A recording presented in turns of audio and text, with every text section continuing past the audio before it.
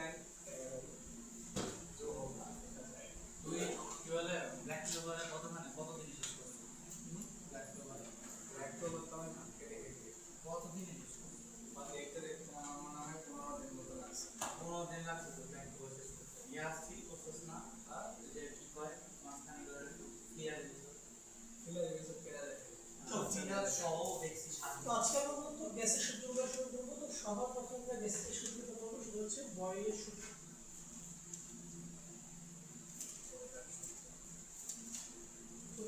British রসায়নবিদ ছিলেন Robert boil নাম। 1660 সালের দিকে হচ্ছে এই সূত্রটা দেখো। দেখো এই সূত্রটাতে কি বলা হচ্ছে যে স্থির তাপমাত্রায় নির্দিষ্ট ভরে কোনো গ্যাসের আয়তন ওই গ্যাসের উপর প্রযুক্ত চাপের ব্যস্তানুপাতিক। লক্ষ্য করো কি কি চলক এখানে স্থির থাকবে। স্থির তাপমাত্রা বলা হচ্ছে, তাহলে তাপমাত্রা স্থির থাকবে। এরপরে নির্দিষ্ট ভরের গ্যাস বলা হচ্ছে, তার মানে গ্যাসের মোল সংখ্যা n স্থির থাকবে। ভর স্থির মানে হচ্ছে যে মোল সংখ্যা স্থির। তাহলে ওই গ্যাসের আয়তনটা হচ্ছে ওই গ্যাসের উপরে প্রযুক্ত চাপ p এর কি ব্যস্তানুপাতিক। তাহলে সম্পূর্ণটা দাঁড়াবে v সমানুপাতিক 1/p। তাহলে v এর সাথে p এর সম্পর্ক, v এর সাথে p এর সম্পর্ক হচ্ছে ব্যস্তানুপাতিক, কিন্তু v এর সাথে পুরো 1/p হচ্ছে কি সমানুপাতিক। v এর সাথে পুরো 1/p হচ্ছে সমানুপাতিক। আচ্ছা, তাহলে এখন দেখো পরের লাইনে কি লেখা যায়, v সমান, আমি সমানুপাতিক চিহ্নটা উঠালে সমানুপাতিক ধ্রুবক দিব কে ইনটু লিখবো 1/p। পরের লাইনে আমি কি লিখবো p ইনটু v সমান কি লেখা যাবে কে। তার মানে কি গ্যাসের চাপ এবং আয়তনের গুণফল, গ্যাসের চাপ এবং গ্যাসের কি আয়তনের গুণফল সর্বদা কি থাকবে ধ্রুবক থাকবে। গ্যাসের চাপ এবং আয়তনের গুণফল সর্বদা কি থাকবে ধ্রুবক থাকবে। মানে চাপের মান পরিবর্তন হতে পারবে, আয়তনের মান পরিবর্তন হতে পারবে, কিন্তু চাপ এবং আয়তনের গুণফল কি হবে না, কখনো পরিবর্তন হবে না।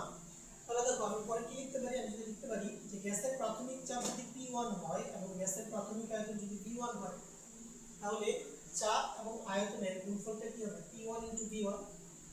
এখন গ্যাসের চাপ যদি পরিবর্তিত হয়ে P2 হয়ে যায়, তাহলে গ্যাসের আয়তন পরিবর্তিত হয়ে যাবে V2। তাহলে এই ক্ষেত্রে গুণফলটা কি দাঁড়াবে P2 * V। তাহলে আমি কি লিখতে পারবো, বয়েলের সূত্র থেকে P1 V1 = P2 V2। এটা আমাদের বয়েলের সূত্রের গাণিতিক রূপ। তো আমরা এখানে কয়েকটা মান দিয়ে বেশি এক্সপ্লেন করতে পারি। দেখো মনে করো গ্যাসের চাপ হচ্ছে 2 এবং গ্যাসের আয়তন হলো 10, তাহলে 2 আর 10 গুণ করলে কত হয় 20। এখন ধরো গ্যাসের চাপ বেড়ে 4 হয়ে গেল, তাহলে গুণফলটা 20 রাখার জন্য আয়তন কত হতে হবে 5। দেখো চাপ বৃদ্ধি পাচ্ছে, আয়তন হ্রাস পাচ্ছে। আবার ধরো চাপের মানটা 2 থেকে কমে 1 হয়ে গেল, তাহলে গুণফলটা স্থির রাখার জন্য আয়তন কত হওয়া লাগবে 20। তার মানে চাপ হ্রাস পাচ্ছে, তার মানে আয়তন কি পাচ্ছে না বৃদ্ধি পাচ্ছে। ব্যস্তানুপাতিক সম্পর্ক। আচ্ছা, এবার দেখো গতদিন আমরা কিন্তু এই সমীকরণটা লিখছিলাম যে আমাদের আদর্শ গ্যাসের অবস্থা সমীকরণ কি PV = nRT। দেখো এই যেখানে আমি যে k টা লিখছি, এখানে যে k টা লিখছি, এই k টা বেসিক্যালি কার সমান, এই k টা বেসিক্যালি হচ্ছে তোমার nRT এর সমান। তবে এটা কিন্তু কোনো র‍্যান্ডম কোনো ধ্রুবক না, এই ধ্রুবকটা হচ্ছে যে কার সমান nRT এর সমান। অর্থাৎ যেহেতু এখানে n এর মানটা ফিক্স থাকে, t এর মানটা ফিক্স থাকে, আর এই r তো এমনিতেই ফিক্স থাকে, এটা তো ধ্রুবক রাশি, মানে nRT পুরো জিনিসটা কি থাকে ধ্রুবক থাকে। সাধারণত অঙ্ক করার জন্য আমাদের n এবং t এর মান জানার প্রয়োজন পড়ে না। এর কারণ হচ্ছে যে আমরা তো জানি যে nRT এর মান সবগুলো ফিক্সই থাকবে, এই জন্য আমরা এই সম্পর্ক দিয়ে অঙ্কটা করে ফেলতে পারি। আমাদের n এবং t জানার প্রয়োজন পড়বে না, বুঝলি? এই তো ক্লিয়ার হবে বিষয়। ঠিক আছে, আচ্ছা চলো এবার আমরা নেক্সট পেজে যাই। নেক্সট পেজে এবার হচ্ছে আমরা বেসিক্যালি দেখব গ্রাফ। এখানে হচ্ছে গ্রাফগুলো সবচেয়ে বেশি গুরুত্বপূর্ণ। তোমার 5টা গ্রাফ আছে আমাদের এখানে। সবার প্রথমে আমরা যে গ্রাফটা দেখব সেটা হচ্ছে আমাদের x অক্ষ বরাবর তোমার থাকবে হচ্ছে আয়তন, x অক্ষ বরাবর তোমার থাকবে হচ্ছে আয়তন, আর y অক্ষ বরাবর থাকবে হচ্ছে আমাদের চাপ। তাহলে p বনাম v লেখা p বনাম v লেখা। আচ্ছা, তাহলে এখন আমাকে বলো তো p এবং v এর মধ্যে মধ্যে সম্পর্কটা কেমন, সমানুপাতিক নাকি ব্যস্তানুপাতিক? অবশ্যই ব্যস্তানুপাতিক সম্পর্ক। এখন আমাদের কনসেপ্ট হচ্ছে যদি দুইটা চলকের মধ্যে ব্যস্তানুপাতিক সম্পর্ক থাকে, যদি দুইটা চলকের মধ্যে ব্যস্তানুপাতিক সম্পর্ক থাকে, তাহলে তুমি যদি তাদেরকে নিয়ে একটা গ্রাফ অঙ্কন করো, গ্রাফটা অলওয়েজ এরকম আসবে, এরকম। এই ধরনের লেখাচিত্রকে তোমার বলা হয়ে থাকে আয়তাকার অধিবৃত্ত। ওকে, আয়তাকার অধিবৃত্ত।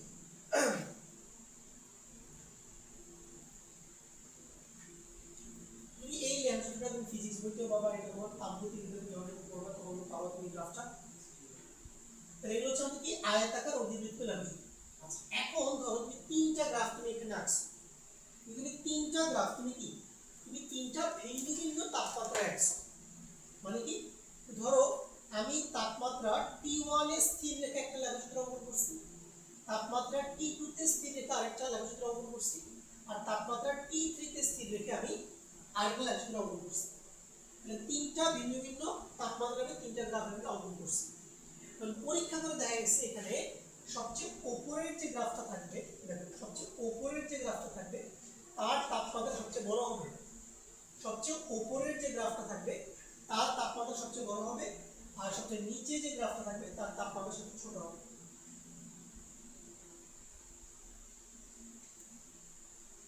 আচ্ছা, তাহলে আমাদের এখানে দেখো এই তিনটা তাপমাত্রার মধ্যে আমাদের সম্পর্কটা কি দাঁড়াচ্ছে, T3 is greater than T2 is greater than T1।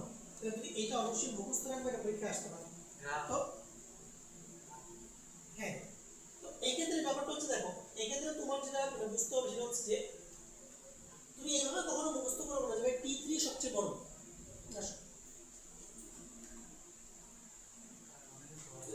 তুমি এইভাবে কখনো মুখস্থ করবে না যে T3 সবচেয়ে বড়। তুমি এইভাবে মুখস্থ করবা বা এইভাবে শিখবা যে যেই গ্রাফটা সবচেয়ে উপরে তার তাপমাত্রা কি সবচেয়ে বড়। ধরো যদি ইনকেস এক্সাম্পলে T1 টা উপরে থাকে, তখন কিন্তু আবার T1 বড় হবে। এখন তুমি যদি বইয়ের থেকে মুখস্থ করে চলে যাবে T3 সবচেয়ে বড়, তাহলে তুমি ভুল করতে পারো। কিন্তু এভাবে মুখস্থ করবা যে গ্রাফটা সবচেয়ে উপরে তার তাপমাত্রা কি সবচেয়ে বড়। এরপরে এই গ্রাফটা আমাদের গ্রাফ।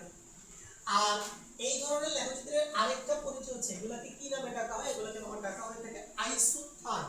দেখো আইসো মানে হচ্ছে একই, আর থার্ম শব্দের অর্থ হচ্ছে তাপমাত্রা। আইসো শব্দের অর্থ হচ্ছে একই, আর থার্ম শব্দের অর্থ হচ্ছে তাপমাত্রা। ওকে, তাহলে আইসোথার্ম শব্দের অর্থ কি দাঁড়াবে? একই তাপমাত্রা, ঠিক আছে, একই তাপমাত্রা। তাহলে একই তাপমাত্রা, নির্দিষ্ট তাপমাত্রা, বা তুমি বলতে পারো সমউষ্ণ মানে সমান উষ্ণতা, এগুলো সবগুলো সমার্থক শব্দ। ঠিক আছে, যে কোনো শব্দ উল্লেখ থাকতে পারে। আচ্ছা, তাহলে একটা এতদিন আমাদের গেল। এর পরের গ্রাফটা আসো, পরের গ্রাফটা আমরা আঁকবো হচ্ছে V versus 1/p, V versus 1/p। তাহলে দেখো x অক্ষ বরাবর আমাদের থাকবে হচ্ছে 1/p, আর y অক্ষ বরাবর থাকবে হচ্ছে আমাদের ক্লিয়ার কেন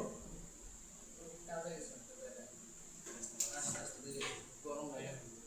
এসি অন করে দেবো।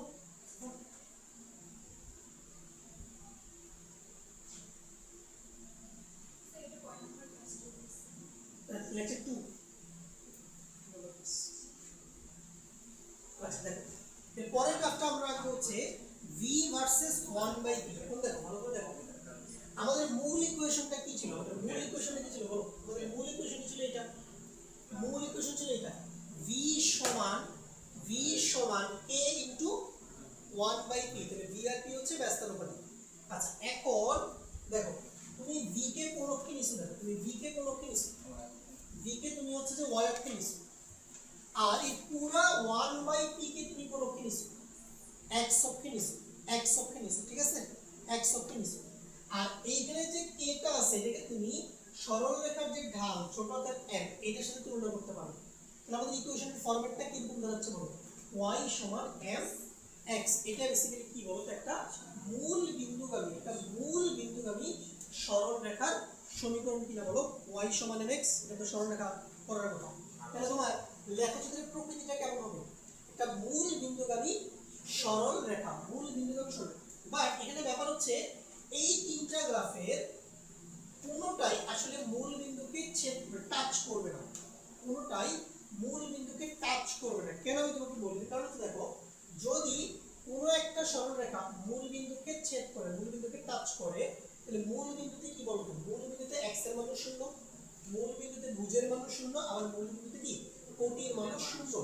তাহলে এখন দেখো, মূল বিন্দুতে যদি ভুজের মান 0 হয়, তাহলে ভুজে আমি কাকে রাখছি? 1/p কে রাখছি না? তাহলে 1/p এর মানটা কত হয়ে যাবে? 0 হয়ে যাবে যদি গ্রাফটা মূল বিন্দু ছেদ করে বা টাচ করে, ছেদ না টাচ করে। তাহলে দেখো, যদি 1/p এর মান 0 হয়, তাহলে p এর মান কত বলো তো? পজিটিভ ইনফিনিটি না? যদি 1/p এর মান 0 হয়, তাহলে p এর মান কত? Positive infinity. নেগেটিভ ইনফিনিটি তো হতে পারবে না, বিকজ নেগেটিভ চাপ বলে তো কিছু নাই, ঋণাত্মক চাপ বলে কিছু নাই। তাইলে চাপের মান হয়ে যাচ্ছে অসীম, কিন্তু এটা আসলে বাস্তবে কখনোই সম্ভব নয়। এই জন্য কোনো গ্রাফই আসলে মূল বিন্দুকে টাচ করবে না, জাস্ট একটু হালকা মূল বিন্দুর উপরে তুমি গ্রাফগুলো অঙ্কন করবে। কারণ এগুলো প্রত্যেকটা গ্রাফ কিভাবে আঁকা হয়েছে, প্রত্যেকটা গ্রাফ আসলে প্র্যাকটিক্যাল ডেটার উপরে আঁকা হয়েছে, মানে প্রত্যেকটা গ্যাসের উপরে পরীক্ষা নিরীক্ষা করা হয়েছে, তারপরে যে উপাত্তগুলো পাওয়া গেছে ওই উপাত্তগুলো দিয়ে কি গ্রাফগুলো অঙ্কন করা হয়েছে। বুঝছো? ওকে, আচ্ছা, এই ক্ষেত্রে আমাদের কনসেপ্ট সেম, যে আমরা সবচেয়ে উপরের গ্রাফটা কোন তাপমাত্রায় অঙ্কন করছি? T3 তে অঙ্কন করছি, মাঝখানেরটা আমরা T2 তে অঙ্কন করছি, আর শেষের নিচেরটা আমরা কি T1 তাপমাত্রা অঙ্কন করছি। তাহলে এই তিনটা তাপমাত্রার মধ্যে আমাদের সম্পর্ক কি দাঁড়াচ্ছে? T3 সবচেয়ে বড়, তারপরে T2, তারপরে কি T1। মানে বেসিক্যালি যেই গ্রাফটা সবচেয়ে উপরে থাকবে, যেই গ্রাফটা বেসিক্যালি কি সবচেয়ে উপরে থাকবে, তার তাপমাত্রা কি থাকবে? সবচেয়ে বড়। সবচেয়ে লিখে নিন।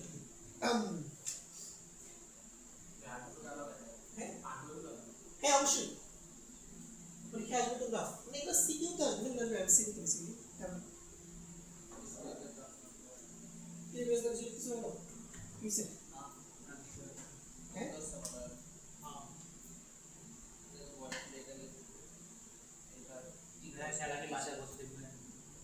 খেলা তো বাসাতেই দেখবো, এখানে আসলে রাত্রেবেলা খেলা দেখার সুযোগ নেই। আসলে টিভিতে কাদের একটু স্বাচ্ছন্দ্য পাওয়া যায়, কারণ স্ট্রিমিং ওয়েবসাইটগুলোতে প্রচুর বাফারিং থাকে, একটু সমস্যা হয়। তো বড় স্ক্রিনে আরো বেশি বাফারিং হবে। ওর বাসায় কি টিভি নেই?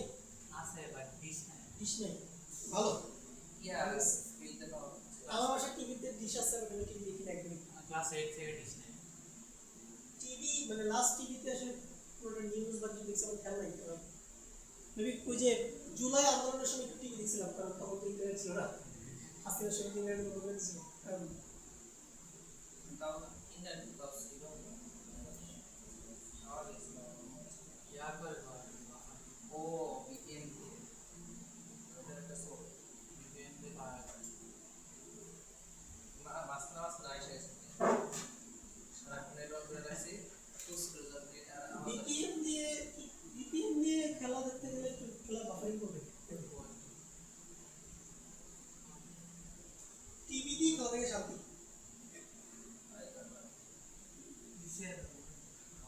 লাস্ট ফাইনাল 22 সালের ফাইনাল দেখছিলাম হচ্ছে ভূতের দিনে, ওখানে মজা হয়েছিল অনেক, সেই খেলা হয়েছিল। যে পরিমাণ আমি হচ্ছে ই করছিলাম, স্ল্যাং করছিলাম হচ্ছে আর্জেন্টিনা ফ্যানদের, ঠিক আছে, ওরা তো আমরা মারতে আসছিল বলে, মানে এমবাপ্পে গোল দিচ্ছে, আমি সেলিব্রেট করতেছি, আমি তো একাই সেলিব্রেট করতেছি। কিন্তু ফ্রান্স সাপোর্ট ছিল, ফ্রান্স আর এখানে মিনিমাম 150 জন গোলাম ছিল, সব হচ্ছে যে আর্জেন্টিনা সাপোর্টার, আমি শুধু একাই হচ্ছে যে ফ্রান্সের সাপোর্টার ছিল। রেসপেক্ট করতেছিলেন। তাও তো হইল না, সেই সময় তাও হইল না। ব্রাজিল লেগে না, আমি ব্রাজিল আসলে না, আমি ব্রাজিল সাপোর্ট করি না আসলে। ব্রাজিল জিরো ফাইনাল না আমি মানে আমি আসলে যখন ফুটবল খেলা দেখা শুরু করলাম, আমি ব্রাজিল সাপোর্টার ছিলাম, পরে আমি ক্যামেরার মধ্যে ফ্রান্স সাপোর্টার হয়ে গেছি। মানে ব্রাজিলের আসলে ভাইয়া এরা কাগজ হইছে। হ্যাঁ হয়েছে। আর একটু কাছাকাছি আসলে ভালো, মানে যে যাতে প্রেসিডেন্টকে ভোট দিতে বলে মূল বিন্দুতে গিয়ে চেক করে। মানে বিষয় হচ্ছে যে আসলে ব্রাজিলের ফুটবলে কোনো উন্নতি হয়নি লাস্ট 20 বছর, জিরো ডেভেলপমেন্ট। সেই লাস্ট 2002 সালে বিশ্বকাপ জিতছে, একদম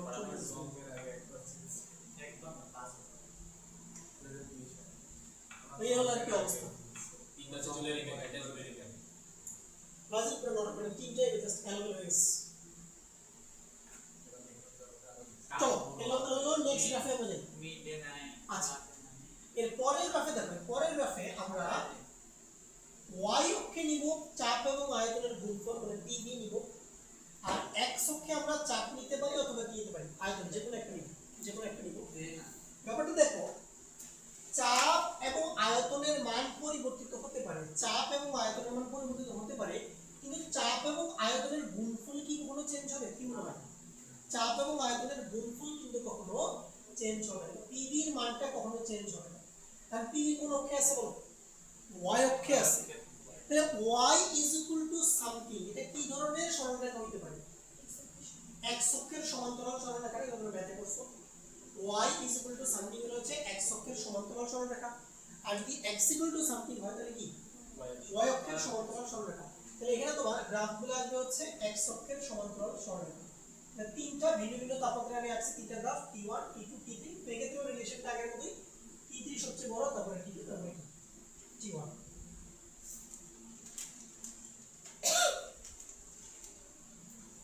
এখন শুকনা আছে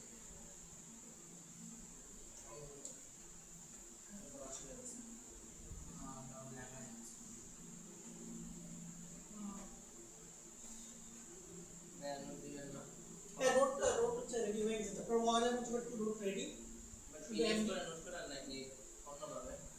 অন্যভাবে এগুলো হচ্ছে টাইপ করে তারপর প্রিন্ট করতে হবে ও যা বড়টার মধ্যে যাতে দিবে এমপিতে।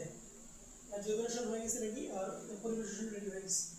কোন অ্যাপ্লিকেশন ব্যবহার করেন? মাইক্রোসফট ওয়ার্ডই, কারণ কিন্তু ওয়ার্ডই লেখা হয় সমস্ত ডকুমেন্ট, ওয়ার্ডে লিখে পরে ওটা পিডিএফ এ কনভার্ট করে তারপরে প্রিন্ট করতে হবে।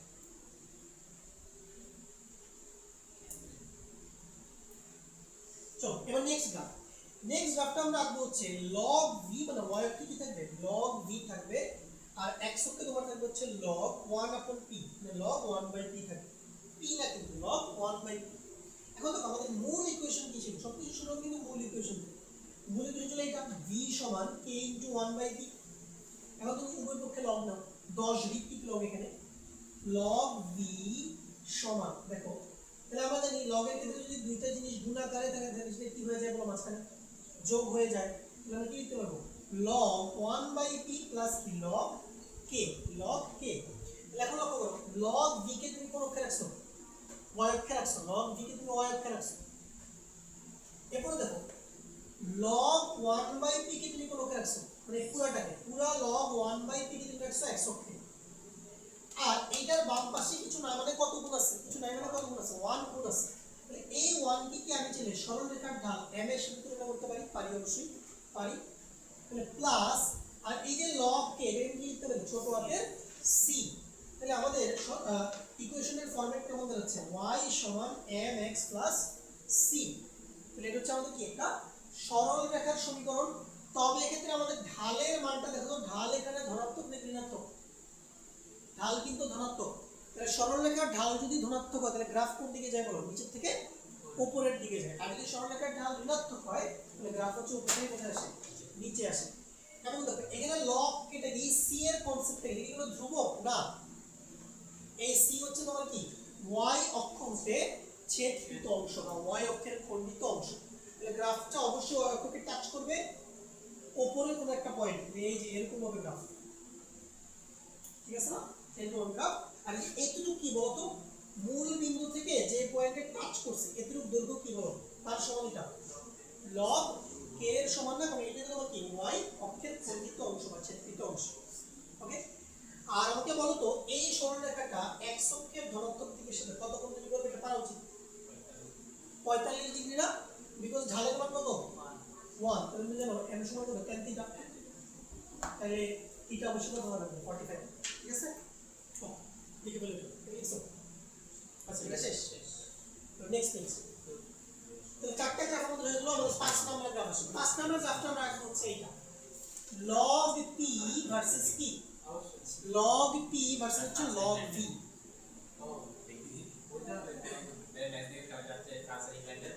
না না, এটা কি হচ্ছে? জানা লাগবে তো। ওই যে ইংল্যান্ডের কোচ তো বলছে এই ম্যাচ কেউই খেলতে যাচ্ছে না, মানে ইংল্যান্ডও খেলতে যাচ্ছে না, ফ্রান্সও খেলতে যাচ্ছে না। এখন কিছু কারণে রুলস ইজ রুলস, খেলতে তো হবে। তবে টাকা পাবে খেললে, জিতলে 150 কোটি টাকা পাবে। 150 কোটি চ্যাম্পিয়ন হলে 125 কোটি টাকা এক জায়গায় পাবে, অনেক জায়গায় সবাই মিলে পাবে।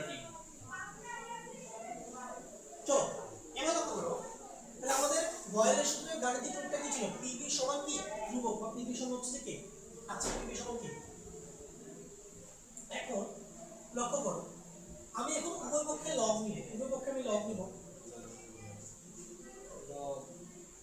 লিখে লেখা যাবে দেখো লগ টি, দেখো লগ টি গুণ থাকলে প্লাস হয়ে যাবে, প্লাস লগ ভি সমান কি লেখা যাবে? Log K, log K.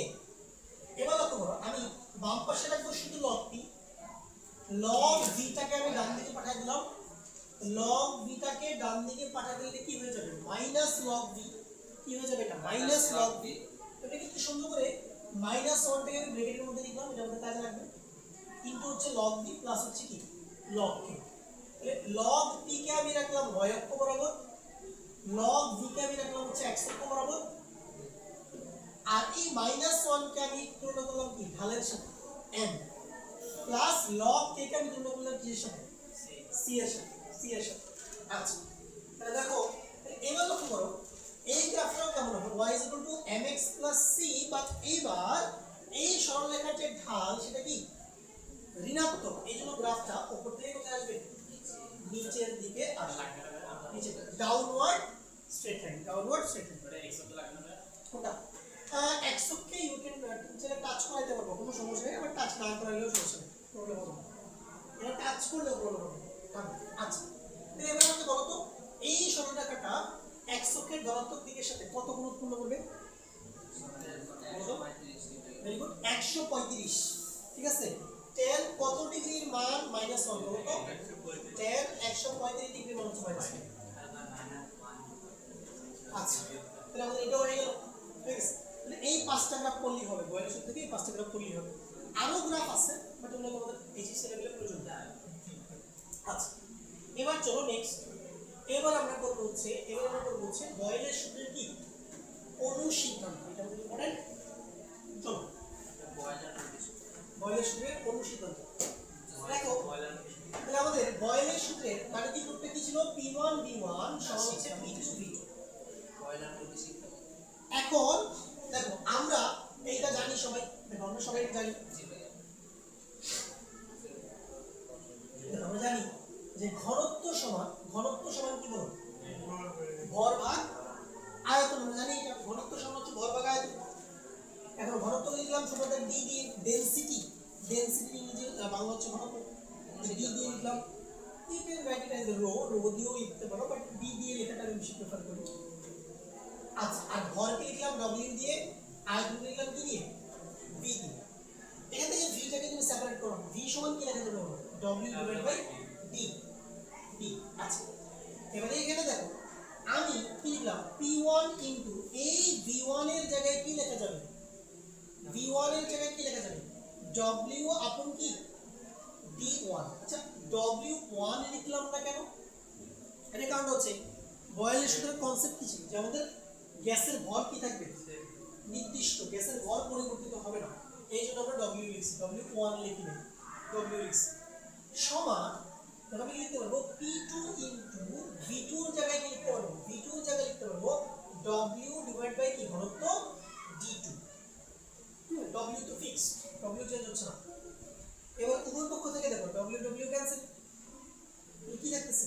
p1 by d1 সমান p2 by d2, p1 by d1 সমান p2 বাই d2। মানে কি?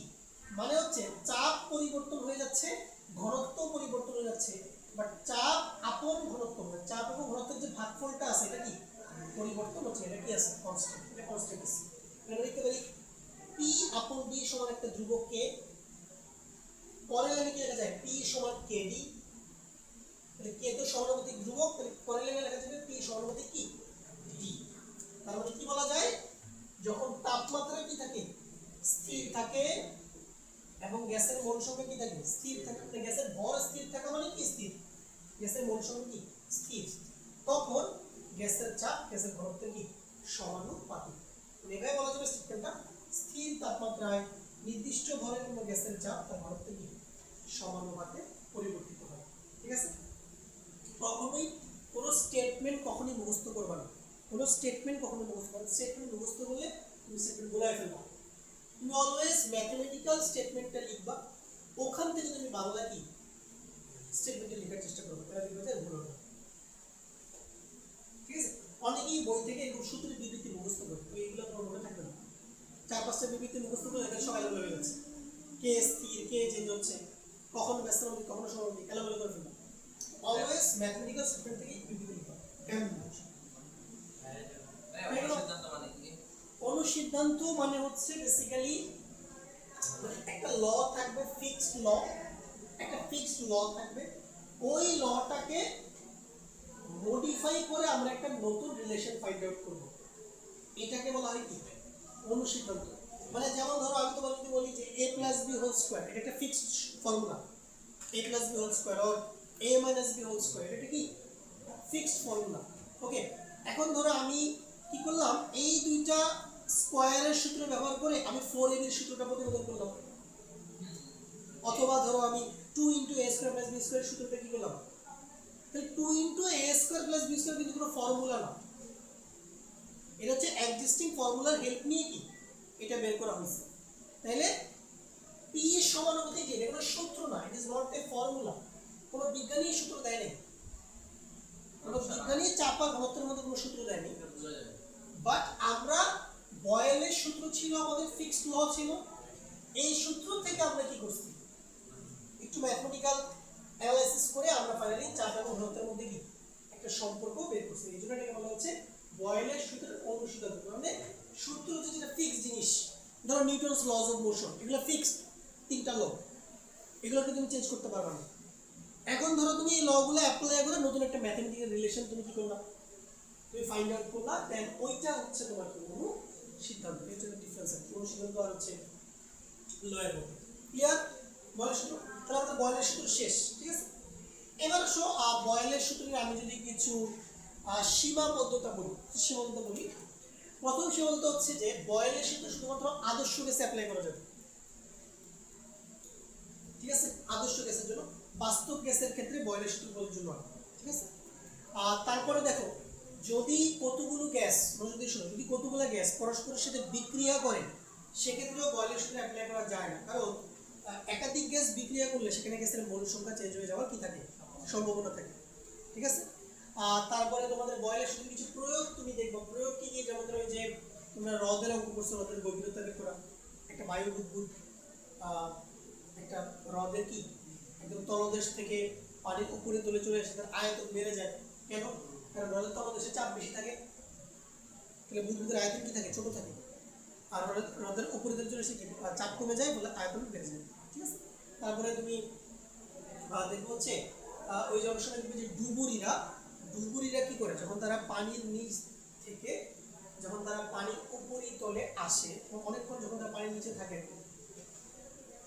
তখন কি হয়, যখন তারা পানির তলদেশ থেকে যখন তারা পানির উপরিতলে চলে আসে তখন কি হয়, তখন তাদের পুরা শরীরে তোমার হচ্ছে একটু তোমার বুদবুদের মতো সৃষ্টি হয়। কেন?